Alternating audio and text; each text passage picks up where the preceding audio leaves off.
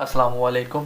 तो हमारा जो बाकी टॉपिक रह गया था, main steps in the construction of the index number के होलसेल प्राइसेस के बाद जब हम कर रहे थे, हमने दो स्टेप्स कर लिए थे। हमने जब चेन रिलेटिव किया था तो हमने कहा था हम इसके एडवांटेजेस और डिसएडवांटेजेस की बात करेंगे। तो पहले हम बात करते हैं इसके एडवांटेजेस की।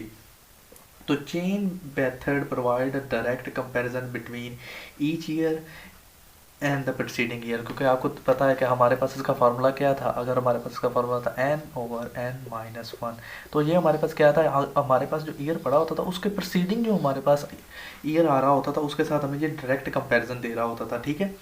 और मल्टीप्लाई बाय 100 हम इसे साथ करते थे। And is in such term that a business often things. तो इन्हीं टर्म्स के अंदर एक बिजनेसमैन से क्या कर रहा होता है, सोच रहा होता है। तो एक बिजनेसमैन की सोच जो होता है, थिंकिंग होती है, वो भी इस तरह की होती है कि हमारे पास प्रीसीडिंग ईयर के लिहाज से हमारे पास अब जो चीज़ आ रही है, प्रोडक्शन हो रही है, वो पिछले ईयर के लिहाज से क्या इंक्रीज़ हो रही है, डिक्रीज़ हो रही है।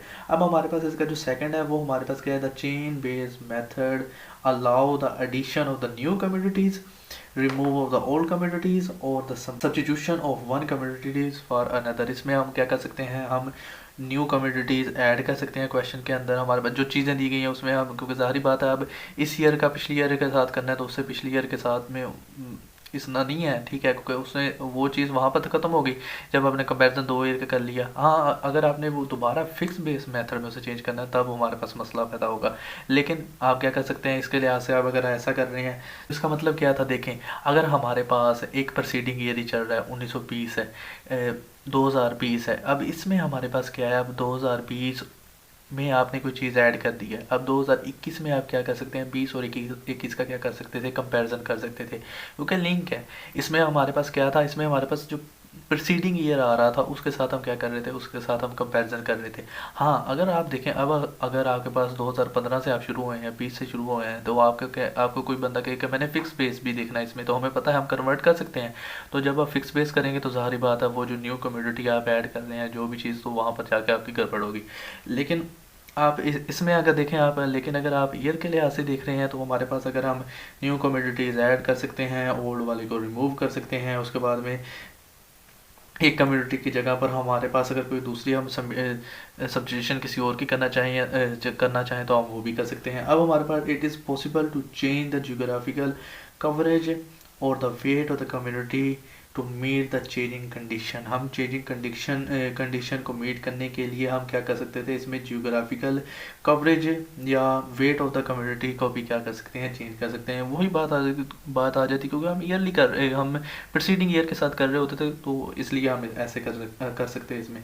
अब it satisfy the so called circular test. अब हमारे पास आगे जाके टेस्ट आएंगे, सर्कुलर टेस्ट है, ठीक है। उसके बाद में हमारे पास टाइम रिट्रीवल टेस्ट है। इस तरह के हमारे पास 3 टेस्ट हैं। तो ये हमारे पास ये सर्कुलर टेस्ट को क्या कर रहा है, ये सेटिस्फाई कर रहा होगा। तो आगे हमारे पास an index with a fix base can be computed by the product of the link relative. तो हमने पहले ही कहा था हमारे पास लिंक रिलेटिव पड़े हों, हम उनका प्रोडक्ट ले लें, तो फिर हम क्या कर सकते थे, हम फिक्स पीरियड के लिहाज से हम इंडेक्स नंबर निकाल सकते थे। तो ये हमने पहले जो पिछला पार्ट 1 की वीडियो है उसमें सारा का सारा कर लिया है। अब हमारे पास जो डिसएडवांटेजेस हैं उसके, हमारे पास ये कौन से इसके डिसएडवांटेजेस हमारे पास हो सकते थे। The computational procedure of the chain indexes is relatively cumbersome. यानी कि हमारे पास इसका जो चेन रिलेटिव हम निकालते थे तो वो हमारे पास क्या था, वो एक बोझल वाला काम है। अब हमारे पास if an error is committed during the changing process. अब हमारे पास एक चेंजिंग प्रोसेस के दरमियान हमारे पास क्या आ रहा है, एक एरर आ गया। It will carried through the entire series. वो इंटायर सीरीज़ में हमारे पास क्या हो रहा होगा, फिर वो चल रहा होगा। क्योंकि देखें, जब हमने चेन उसके इंडेक्स निकालने थे तो वो क्या हो रहा होगा, फिर वो जो एरर आएगा वो वहाँ पर भी चल रहा होगा। एरर के साथ एक हमने क्या करना था, हमारा पास पहला जवाब आंसर 100 होना था, 100 पर ही हमने हर एक को डिवाइड करना था। लेकिन यहाँ पर जो आंसर, अगर देखें यहाँ पर एक आंसर गड़बड़ था। यहाँ पर चलें 100 है, 100 तो रहना है, तो यहाँ पर अगर आंसर आना चाहिए था क्या कि 120। लेकिन हमारे पास क्या है, हमारे पास है चलें 190, 129। तो अब ये जो 9 है ना, आप देखें इसका एक आंसर आएगा, फिर उसके बाद में यही आंसर आगे यूज़ हो रहा होगा, फिर वही आंसर आगे यूज़ हो रहा होगा। तो ये हमारे पास क्या है, फिर ये सारे के सारे ट्रू आउट द ये हमारे पास जो फिर यानी कि ये हमारे पास एरर क्या होगा, आगे चलता जाएगा। अब हमारे पास जो चेंजेस होते हैं इन 2 years separated by a long interval can not be computed, क्योंकि ये हमारे पास प्रीसीडिंग ईयर के लिहाज से हम 2020 का 2019 के लिहाज से कर रहे हैं। अब 2020 का कहें कि मैंने 2005 से करना है, तो ये अब यानी कि अब सेपरेट कर रहे हैं एक लॉन्ग इंटरवल के लिहाज से, तो वो इसमें ये कंप्यूट नहीं करेगा। अब हमारे पास जो मेरिट्स होते हैं ऑफ द चेन इंडेक्स, वो हमारे पास आउटवेट कर रहे होते हैं इस डी मेरिट्स, यानी कि इसके मेरिट इतने ज़्यादा हैं, तो इसके डी मेरिट्स, ये जो थोड़े बहुत डी मेरिट्स हैं वो इतना यानी कि इसके ऊपर इफेक्ट नहीं डाल रहे जितने इसके यानी कि इसके मेरिट्स ज़्यादा हैं, इसके उससे ज़्यादा फ़ायदा दे रहे हैं हमें। तो हमारे पास इसलिए हम इसे therefore consider a more reliable index, यानी कि इसके ये हमारे पास मोर रिलायबल इंडेक्स होता है। अब हमारे पास है इसमें जी, तो अब हमारे पास है selection of average to use, ये हमारे पास इसका थर्ड स्टेप था, थर्ड मेन स्टेप। तो हम इसे देखते हैं कि हमारे पास जो choice of an appropriate average to get single index number for each year, यानी कि हमारे पास सिंगल इंडेक्स नंबर होना चाहिए, हमारे पास आना चाहिए फॉर ईच ईयर। यानी कि अगर देखें हमारे पास 3 यहाँ पर देखें मैंने क्या किया, कम्योडिटीज़ ली हैं, तो मेरे पास क्या है, मेरे पास अब इसके लिए इन तीनों के लिए मेरे पास एक सिंगल आना चाहिए क्या, इंडेक्स नंबर। तो इसके लिए हमारे पास हमने अप्रोप्रिएट एवरेज लेनी है, हमारे पास कौन सी अप्रोप्रिएट एवरेज होनी चाहिए। तो ये हमारे पास कौन सी 3 एवरेजेस होती हैं यहाँ पर हमारे पास, अर्थमेटिक मीन के ज़रिए आप ले सकते हैं, मीडियन के ज़रिए ले सकते हैं, आप ज्योमेट्रिक मीन के ज़रिए ले सकते हैं। तो ये देखें मैंने यहाँ पर जो इस क्वेश्चन में किया है, मैंने यहाँ पर क्या किया, हमने पहले आपने लिंक रिलेटिव निकालनी है, लिंक रिलेटिव निकाल, आप ये देखें ये मेरे पास डाटा पड़ा हुआ है, इसके मैंने लिंक रिलेटिव निकाले, आपको लिंक रिलेटिव निकालने तो आगे होंगे। उसके बाद में हमने मैंने क्या किया, मैंने अर्थमेटिक मीन लिया इस आंसर के इस क्वेश्चन के अंदर। तो ये हमारे पास जो अर्थमेटिक मीन है, ये हमारे पास relative understood and easier and is easy to compute, यानी कि इसे आसानी के साथ आप क्या कर सकते हैं, अंडरस्टैंड कर सकते हैं और कंप्यूट कर सकते हैं। उसके बाद में ये हमारे पास है अम्यूनेबल टू मैथमेटिकल ट्रीटमेंट। इसका मतलब क्या था, इसका मतलब ये था कि मीन ऑफ द सब groups can be average to find the mean of the all the data. यानी कि अब देखें अगर हमारे पास क्या होता था, हमारे पास एक डाटा सेट है, उसका मीन अगर मिसाल के तौर पर 5 आ गया, अगले का मीन मेरे पास 7 आ गया, अगले का मीन 9 आ गया, 10 आ गया, फिर ओवरऑल मीन भी निकाल सकते थे। तो ये भी चीज़ वो कह रहा है कि हम इसके ज़रिए निकाल सकते हैं। अब इसमें हमारे पास डिसएडवांटेज क्या होता है, इसका डिसएडवांटेज होता है the mean that it is greatly affected by the extreme value. तो ये वाकई इसका बहुत बड़ा हमारे पास क्या होता है, डिसएडवांटेज होता है। देखें अब एक्सट्रीम वैल्यू कैसे हो जाती है, अगर हमारे पास देखें यहाँ पर 5 आ रहा है, 9 आ रहा है, 7 आ रहा है और एकदम ही हमारे पास क्या 100 आ गया, तो इसका मीन देखेंगे तो मीन क्या होता है, एक हमारे पास representative value of the data होती है, हमारे पास central value of the data होना चाहिए, balance point of the data होना चाहिए। लेकिन अगर आप इसका मीन निकालेंगे तो इसका मीन कहीं अगर मिसाल के तौर पर 40 भी आ जाए या 40 से अबव आ जाए, जितना भी आएगा, तो ये हमारे पास क्या होगा, ये एक रिप्रेजेंटेटिव वैल्यू नहीं है, सिर्फ एक वैल्यू की वजह से इसमें क्या हो रहा है, ये हमारे पास सारा का सारा मीन क्या हो रहा है, गड़बड़ हो रहा है। तो ये हमारे पास क्या होता है, ये हमारे पास से देता है it gives too much weight to the increasing prices. जो हमारे पास इंक्रीजिंग प्राइस हो रही होंगी उन्हें ये टू मच वेट देगा and too little weight to the decreasing one. जो हमारे पास डिक्रीजिंग प्राइसेस होगी इन्हें ये थोड़ा वेट दे रहा होगा, बहुत ज़्यादा थोड़ा। तो ये हमारे पास क्या होता है, ये हमारे पास बाइज्ड होता है, अपवर्ड बाइज है ये हमारे पास। हमारे पास इसमें जो बाइस है ये अपवर्ड है। इसके अलावा हमारे पास mean of the relative is not reversible, या इस चीज़ को इतना अभी यानी कि कंफ्यूज होने की जरूरत नहीं है। ये हमें ज्योमेट्रिक मीन की जब हम बात करेंगे हमें क्लियरली समझ आएगी कि ये रिवर्सिबल होने का मतलब क्या है। यहाँ पर उसने जो बताया वो हमारे पास क्या है कि change of the base can not be made without affecting the proportionate change in the index number. तो इसका मतलब ये था कि आप बेस को ऐसे ही चेंज नहीं कर सकते। मिसाल के तौर पर एक दफ़ा आपने 1940 को बेस लिया है, आपने सारे आंसर निकाल लिए, आप न्यू एक बेस ईयर उसमें ऐड करना चाहते थे कि ऐड मतलब ये कहना चाहते थे कि हमने 1940 के ज़रिए नहीं 1942 के ज़रिए निकालना चाहते, तो आप वो ऐसे अगर आप चेंज करेंगे तो आप बिल्कुल ये नहीं है कि आपके आंसर के ऊपर कोई इफेक्ट नहीं हो रहा होगा, इसमें इफेक्ट हो रहा होगा, प्रोपोर्शनेट चेंज हो रहा होगा in the index number, affect कर रहा होगा वो जो हमारे पास प्रोपोर्शन है उसके ऊपर। तो अब देखें ना, अगर आपने 1940 है तो उसके अंदर आपकी वैल्यू अगर मिसाल के तौर पर 500 है और आप डिवाइड कर रहे हैं, तो एक चीज़ को 500 के साथ डिवाइड करना, और अगर आप एक नई वैल्यू ले रहे हैं, हम कहते हैं कि 1942 है मिसाल के तौर पर, उसकी हमारे पास जो वैल्यू है 106 ही है, तो आप देखें 500 पर डिवाइड करना 106 पर डिवाइड करना, आप देखें दोनों डिफरेंट चीज़ें हैं, तो इस लिहाज से इनका आंसर क्या होगा, काफ़ी डिफरेंट होगा। तो अब आगे हमारे पास क्या है, मीडियन है। तो median is easy to understand and well to compute, यानी कि इसे कंप्यूट करना भी काफ़ी आसान है, अंडरस्टैंड करना भी इसे आसान है। इस less affected by the extreme values. तो ये हमारे पास क्या है, अफेक्ट है, ये एक्सट्रीम वैल्यू की वजह से इसे इतना अफेक्ट नहीं होता, लेस अफेक्टेड होती है मीन के लिहाज से अगर हम इसे देखें तो। और ये हमारे पास क्या होती है, do not overemphasize increase, यानी कि इसकी वजह से ज़्यादा से ज़्यादा इंक्रीज भी नहीं है, इसका मतलब क्या है कि आ रहा। अब हमारे पास क्या है, क्योंकि उस वहाँ पर हमने कहा था ना कि ये हमारे पास मीन में हमारे पास ये हमें क्या कर रही होती है, टू मच वेट दे रही होती है किसी इंक्रीजिंग प्राइसेस को, इस तरह हमारे पास नहीं हो रहा होगा इसमें। अब हमारे पास the defects of the median, इसके डिफेक्ट्स भी हैं हमारे पास, वो हमारे पास क्या है, that it is not amenable to algebraic treatment, यानी कि हमारे पास फर्दर इसका इतना इस्तेमाल नहीं है जैसे हमारे पास मीन है, क्योंकि हमारे पास देखिए मीन हमारे पास हमें अभी क्या कहा था, अगर हम 5 वैल्यू, अगर हमारे पास एक सब ग्रुप हो, यानी कि एक ग्रुप है उसका मीन निकाला, फिर दूसरा ग्रुप है उसका मीन निकाला, तीसरा ग्रुप है उसके बाद में ओवरऑल मीन भी आप निकाल सकते हैं, लेकिन आप मीडियन में ऐसा नहीं कर सकते। तो हमारे पास क्या होता है, मीडियन ऑफ द सब groups can not be average to obtain the median of the overall data. देखें इसका मतलब यही था सेम।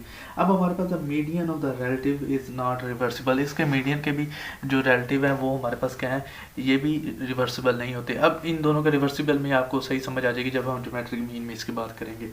तो ज्योमेट्रिक मीन हमारे पास क्या होता है, जो हमारे पास ज्योमेट्रिक मीन होता है वो हमारे पास है सूटेबल एवरेज फॉर रेशियोज, क्योंकि हमें पता था, हमने इसकी प्रॉपर्टी भी देखी थी कि ये हमारे पास रेट्स, स्पेशल ये हमारे पास रेशियोज एंड रेट्स के लिए हमारे पास क्या है, इस्तेमाल हो रही होती है। अब हमारे पास it gives equal weights to the equal ratio of change. आपको पता होगा कि हमने जब ज्योमेट्रिक यूज़ करते थे तो हम लॉग यूज़ करते थे, तो लॉग की वजह से तो वो हमारे पास क्या कर रहा होता था, वो हमारे पास इक्वल वेट दे रहा होता था। यहाँ पर भी वो भी हमें यही बता रहा है कि ये हमें इक्वल, ये हमारे पास importance to equal ratio of change, ये हमारे पास इक्वल इम्पोर्टेंस देता है to equal ratios of changes को। अब हमारे पास है, it make possible to replace the communities which are ceased to be representative by those which have become representative, यानी कि हमारे पास रिप्लेस करने के लिए भी इस्तेमाल होती, कोई कम्युनिटी थी वो हमारे पास पहले फ़ायदे के लिए इस्तेमाल हो रही थी, लेकिन अब उसका फ़ायदा ख़त्म हो गया। अब आप नई कोई कम्युनिटी उसमें ऐड करना चाहते थे उसकी जगह पे ऊपर, तो वो हमारे पास क्या था, आप इसे रिप्लेस कर सकते थे उसके ज़रिए। अब हमारे पास जो geometric mean of relative is reversible, यहाँ पर ये बात है हमारे पास रिवर्सिबल होता है ना, हमारे पास मीडियन रिवर्सिबल था, अर्थमेटिक मीन हमारे पास रिवर्सिबल था ना, हमारे पास मीडियन रिवर्सिबल था, लेकिन हमारे पास ज्योमेट्रिक मीन क्या है, रिवर्सिबल है। और इसके अलावा ये हमारे पास क्या है, ये हमारे पास इक्वल वेट दे रहा है, तो ये हमारे पास क्या है, फिर हमारे पास and hence we can change a series of index number with any year as base, यानी कि हमारे पास एक सीरीज ऑफ इंडेक्स नंबर पड़े हों तो उसे हम चेंज किसके ज़रिए कर सकते थे, with any year as base to any other year of the series as base, dividing each index number of the series by the index number of the new period selected for the base। इतना ज़्यादा इसमें परेशान होने की कोई ज़रूरत नहीं थी। तो सिंपल हमें ये बता रहा है कि अगर आप देखें, अगर आप सीरीज़ में हमारे पास बेस को चेंज करना चाहते थे तो आप बेस को कैसे चेंज कर सकते थे, हमने जो डिवाइड करना था, फिर हमने index number of the series by the, जो हमारे पास पहले हमारे पास हमने बेस ये ले लिया, कोई 1940 को ले लिया, जिस हिसाब से भी ले लिया आपने, हमारे पास ये वैल्यूज़ पड़ी हुई थी उनका, उसके बाद में हमने ज्योमेट्रिक मीन ले लिया। अब देखें, अब हमारे पास क्या था, अब हमने जो हमारे पास जो हमारे पास 19 अगर 40 को आपने बेस ले लिया तो आपने सारे लिंक्स निकाल लिए हैं, उसके बाद में आपने क्या करना है, वो जो लिंक्स निकल गए आपने उनकी ज्योमेट्रिक मीन निकाली है। अब आप वो ज्योमेट्रिक मीन को क्या कर रहे हैं, आप चाहते थे कि नहीं हमने बेस चेंज करना है, तो आपने क्या करना था, आपने अब वो दोबारा सारा प्रोसीजर दोहराने के बजाय वो कहता है कि आपके पास जो इंडेक्स नंबर की वैल्यू आएगी, जो बेस आप लेना चाहते हैं वो वाले ईयर की आपकी जो बेस की वैल्यू से आप डिवाइड करवा देंगे सारी की सारी वैल्यूज़ के ऊपर। यानी कि आप 1942 को लेना चाहते थे, अब हमारे पास जो आंसर के अंदर हमारे पास सारा करके हमारे पास 1942 का आंसर आया, तो आप क्या करें, आप सारे के सारे डाटा को उस 1942 के ऊपर डिवाइड, उसकी वैल्यू के ऊपर डिवाइड करते जाए, तो आपके पास जो न्यू, फिर आपके पास ऐसे ही एक न्यू सीरीज़ बन के आ जाएगी जो हमारे पास क्या होगी, रिवर्सिबल होगी। लेकिन इसके भी हमारे पास दो डिसएडवांटेज है। तो वो हमारे पास क्या है कि ये हमारे पास अनफेमिलियर टाइप ऑफ एवरेज है and it involves considerable computational labour, क्योंकि ज़ाहिर बात है, अगर पहले आप क्या करेंगे, पहले आप रिलेटिव इंडेक्स, पहले आप क्या करेंगे, हमारे पास डाटा पड़ा हुआ होगा, उसका रिलेटिव इंडेक्स निकालेंगे, रिलेटिव इंडेक्स निकालने के बाद आप उसके लॉग्स लेंगे, लॉग्स लेने के बाद आप क्या करेंगे, उनके सारे के सारे को सम करना पड़ेगा आपको, फिर हमारे पास एंटी लॉग लेना पड़ेगा, एंटी लॉग भी लेना पड़ता है ना फिर। तो लॉग्स लेने के बाद जितनी, अगर इसमें 4 वैल्यूज़ यहाँ पर पड़ी हुई हैं, तो 4 वैल्यूज़ को आपने सम करना था लॉग्स की वैल्यू लेकर, फिर उनके बाद में जो जितनी 4 वैल्यूज़ हैं नंबर ऑफ़ वैल्यूज़ पे डिवाइड करना था, डिवाइड करने के बाद आपने ज्योमेट्रिक मीन निकालना था, यानी कि एंटी लॉग लेना था उसके बाद में। तो ये काफ़ी लंबा प्रोसेस था। तो ये इसका डिसएडवांटेज था। और हमारे पास जो ज्योमेट्रिक मीन है, ये हमारे पास मोस्ट सूटेबल एवरेज होती है, लेकिन अगर हम प्रैक्टिस में देखें तो हमारे पास अर्थमेटिक मीन जो है वो ज़्यादातर इस्तेमाल होता है, ये हमारे पास ज़्यादा इस्तेमाल किया जाता है।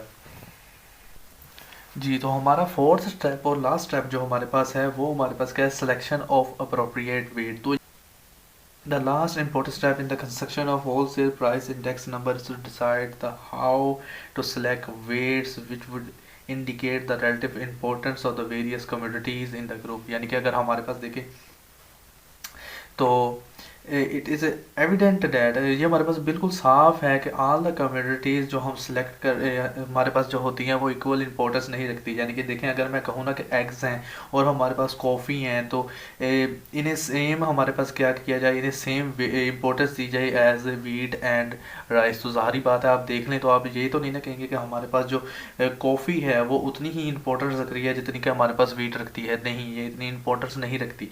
तो हमें इसके लिए क्या करना था, हमें एक अप्रोप्रिएट वेट यूज़ करना था।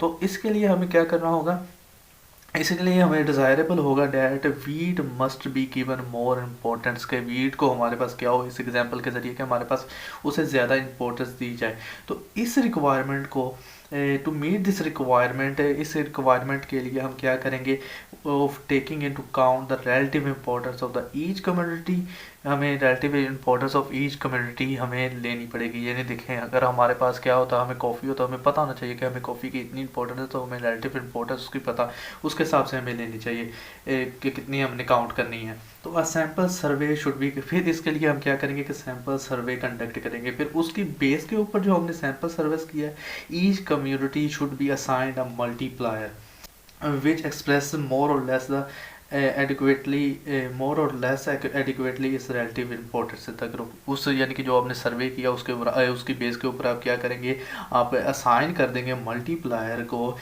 हर एक क्या करेंगे कम्युनिटी के साथ जो आप ले रहे हैं। यानी कि हमारे पास जो वीट है, राइस है, या हमारे पास अभी हमने बात की थी कि क्या है वो कॉफ़ी है, एग है, तो इस तरह हमारे पास क्या होगा, वो उसके साथ हमारे पास हम मल्टीप्लाई कर देंगे, ताकि वो हमारे पास मोर और लेस के हमारे पास उसकी कितनी रिलेटिव इंपॉर्टेंस है ग्रुप के अंदर वो हमें बताए। तो ये जो हम मल्टीप्लाई कर रहे होंगे, इसे हम टेक्निकली कहेंगे वेट। अब वेट जो हमारे पास होते हैं, ये हमारे पास सेट ऑफ नंबर भी हो सकते हैं एडिंग टू 100। यानी कि आप देखें, अगर हमारे पास वीट है, राइस है, फिर उसके बाद में हमारे पास होती कॉफ़ी है, फिर हमारे पास क्लॉथिंग होती है, इस तरह 4-5 होते। तो अब हम वेट दे रहे होते कि वीट को इतना 30% दे रहे हैं वेट, उसको 20 दे दें, 30 दे दें, इस तरह, यानी कि टोटल 100 तक नंबर भी यहाँ हमारे पास हो सकते थे, जिसका ऐड करें तो 100 आ जाए। या हमारे पास quantities of the various commodities, यानी कि जो कमोडिटी आप यूज़ कर रहे हैं उनकी क्वांटिटी को जो हमारे पास एक्चुअली कंज्यूम होगी हो, प्रोड्यूस्ड हो या सोल्ड हुई हो, और देयर मनी वैल्यूज़, इनको भी हम यूज़ कर सकते थे। तो दो किस्म की, या तो हम वैल्यूज़ यूज़ कर रहे होंगे जो 100 तक हो रही होंगी, या हमारे पास जो क्वांटिटी उन्होंने कम्युनिटीज़ की सोल्ड की हो, प्रोड्यूस की हो, या हमारे पास के कंज्यूम की हो, या उनकी जो पैसे की वैल्यू है कितनी थी, उस लिहाज से भी हम उन्हें वेट्स दे सकते थे। तो it is customary to apply quantity weights when dealing with the price relative themself. जब हम प्राइस रिलेटिव को डील कर रहे होंगे तो हम क्वांटिटी वेट्स को यूज़ करें। ये हमारे पास कस्टमरी होता है कि हम क्वांटिटी वेट्स को यूज़ करें। वैल्यू वेट्स हम कब यूज़ करेंगे? When using the price relative. अच्छा, अब हमारे पास द क्वांटिटी और वैल्यू वेट्स में relate to the base period और द गिवन पीरियड। अब ये ज़रूरी नहीं है कि हमारे पास बेस पीरियड अब हमारे पास ये भी हो सकता है कि हमारे पास जो क्वांटिटी है यानी कि क्यू वाली वैल्यू है जो हमारे पास क्वांटिटी है और द वैल्यू वेट्स हैं वो हमारे पास रिलेट कर रहे होंगे बेस हमारे पास पीरियड के ऊपर, बेस पीरियड के अंदर, या हमारे पास द गिवन पीरियड के अंदर भी हमारे पास ये हो सकती है। अब हमारे पास जब हमारे पास क्वांटिटी, जब हमारे पास in the base period quantity Q naught, अब हमारे पास ये क्यू नॉट की बात कर रहा है। अब ये मैंने ये 9 नहीं है, ये हमारे पास क्या है? क्यू है। तो अगर स्मॉल क्यू के लिए चले मैं ऐसे कर देता हूँ ताकि आपको याद रहे। इज़ यूज एज वेयर, यानी कि हमारे पास जब हमारे पास बेस पीरियड के अंदर जो क्यू नॉट है वो हमारे पास एक वेट के तौर पर यूज़ हो रहा है। क्यू नॉट यानी कि वेट, हमने पहले स्टार्टिंग पे की बताया था कि हमारे पास जो नॉट वाली वैल्यू होती है वो हमारे पास यानी कि ज़ीरो वाली जो हमारे पास वैल्यू है वो किसके लिए यूज़ होती है? बेस पीरियड के लिए, ठीक है, बेस वैल्यू के लिए। और जो हमारे पास ये हमारे पास गिवन ईयर के लिए होती है। तो जब हमारे पास क्यू नॉट हमारे पास जो है वो बेस पीरियड क्वांटिटी यूज़ हो रही होगी एज अ वेट, तो तब हम क्या करेंगे? तब हम प्राइस इंडेक्स नंबर कैसे निकालेंगे फॉर एन ईयर्स के लिए? तो हमारे पास फार्मूला ये होगा हमारे पास। अब इसे क्या कहते हैं? इसे हम बेस ईयर वेटिंग कहते हैं, यानी कि बेस ईयर वेटिंग हम इसमें कहते हैं। यानी कि हमारे पास इसमें हमारे पास क्या है? ये हमारे पास P1 की वैल्यू जो है P2 P3 P4 ये होती जाएगी चेंज, लेकिन ये हमारे पास क्या है? ये हमारे पास सेम रहेगा।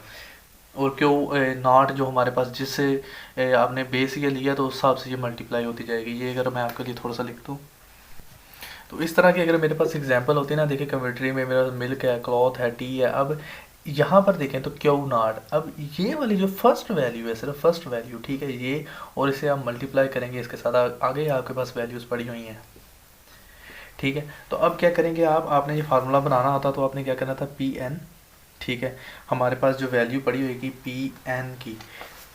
तो अब अगर आपने ये वाला फार्मूला बनाना होता तो आपने क्या करना था? आपको चाहिए समीशन पी एन और पी नॉट। अब ये जो सारा का सारा कॉलम है ये हमारे पास क्या है? ये हमारे पास क्यू नॉट है। तो इसको आपने मल्टीप्लाई करवाना था इसके साथ, फिर यानी कि आपके पास क्या बन के आ रहा था? आपके पास पी एन क्यू नॉट ये वाला आ जाना था कॉलम। आपने इसका सम करना था तो आपके पास ये आ जानी थी। उसके बाद में आपने क्या करना था? पी नॉट और क्यू नॉट इन दोनों का मल्टीप्लाई करके सम करना था और मल्टीप्लाई बाय 100 कर देना था, तो आपके पास ये वाला आ जाना था। अब इसे हम क्या कहते हैं? इसे हम कहते हैं बेस ईयर वेटिंग। यानी अब हमारे पास ये इसे अब हमारे पास अगर क्वांटिटी क्यू एन और क्यू नॉट हमारे पास अब when the period given period quantity as weight, अगर हमारे पास गिवन पीरियड की क्वांटिटी वेट के तौर पर यूज़ हो रही हो, यहाँ पर हमारे पास क्या था कि हमारे पास जो बेस पीरियड की क्वांटिटी है वो वेट के तौर पर यूज़ हो रही है, और यहाँ पर हमारे पास जो गिवन पीरियड की क्वांटिटी है वो वेट के तौर पर यूज़ हो रही है। अब इन दोनों में फ़र्क क्या था? आपको कैसे समझ आएगी? ये हमारे पास अगर आपको कोई बेस कह दिया जाए ना, यानी कि अगर हमारे पास 3-4 हमारे पास 1995 का वहाँ पर डाटा पड़ा हुआ है, इनकी दो, एक हमारे पास प्राइस और क्वांटिटी दे दी गई थी, 1960 की दे दी जाती, 1970 की दे दी जाती, तो आपने कैसे निकालना था? आपने ऐसे, यानी कि क्यू नॉट और क्यू वन, ठीक है। तो आप पहले 19 क्या कर सकते, 60 के लिए निकाल सकते थे 1950 वाले की क्वांटिटी को बेस रखते हुए, 1917 को निकाल सकते थे 1950 वाली क्वांटिटी को बेस रखते हुए, 1918 के लिए निकाल सकते थे 1915 की क्वांटिटी को बेस रखते हुए। लेकिन यहाँ पर आपने क्या करना था? यहाँ पर आपके लिए क्या होना था? यहाँ पर आपने वैल्यूज़ जो थी आपकी आपकी अगर आपने 19, अब देखें, अगर आपने 1960 के लिए 17 के लिए निकालना होता तो यहाँ पर आपकी जो क्वांटिटी होनी थी वो किसकी यूज़ हो रही होनी थी? 1970 की ही यूज़ होनी थी, क्योंकि हमारे पास यहाँ पर बेस सेम नहीं है। जो हमारे पास ईयर चल रहा होगा वही हमारे पास उसी की क्वांटिटी हमारे पास यूज़ हो रही होगी। तो इसीलिए हम इसे क्या कहते हैं? इसीलिए हम इसे कहते हैं कि करंट और गिवन ईयर वेटिंग। अब ये भी बात नोट करने वाली है कि it is relevant to note that different system of weighting does not generally lead to identical result. यानी कि अब ये नहीं है कि इस वाले वेटिंग सिस्टम का आंसर और इस वाले वेटिंग सिस्टम का आंसर सेम आए, आइडेंटिकल आना ज़रूरी नहीं है हमारे पास। तो आज का हमारा टॉपिक इतना ही था, आज के लिए इतना ही। अल्लाह हाफिज़।